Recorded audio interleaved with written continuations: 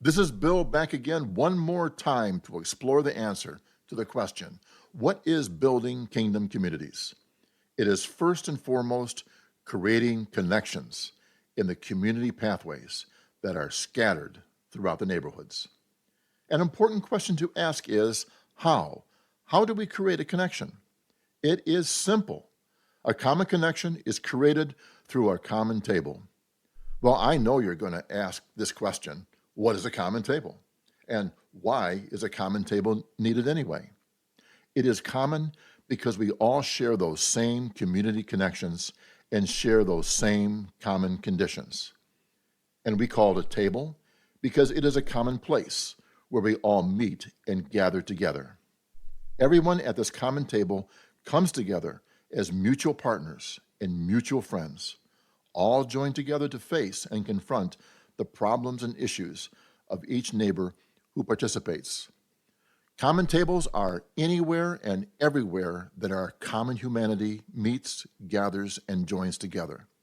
Neighbors all gather and meet at lunchrooms and office buildings and school cafeterias, at dugouts and team huddles at sporting events, at the carnival rides and events at community festivals, at cemeteries and funeral homes of grieving families, at the crime scenes and burned out homes of families who have suffered great losses, at teacher conferences, student mentoring, and student tutoring, at construction sites where truck drivers, contractors, and lawn maintenance services meet the needs of the community.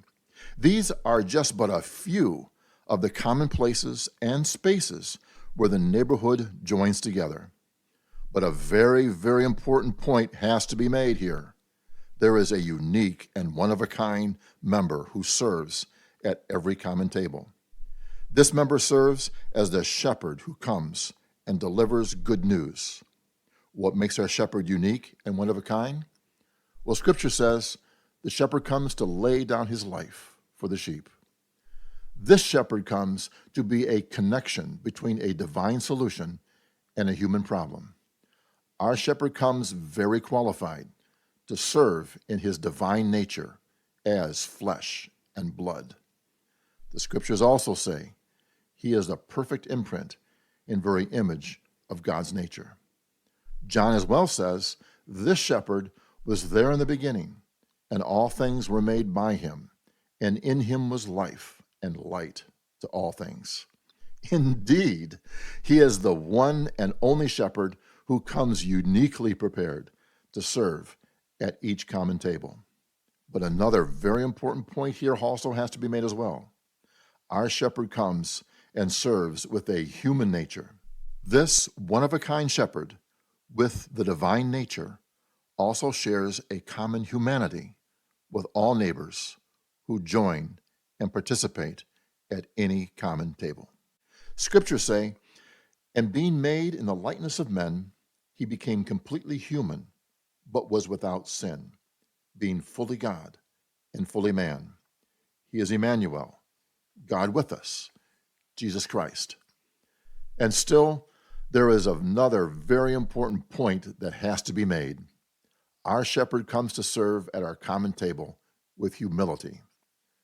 Scriptures say he runs to the cry and to assist and to relieve those who are being tempted, and those being tested, and those being tried, and to those who are being exposed to suffering.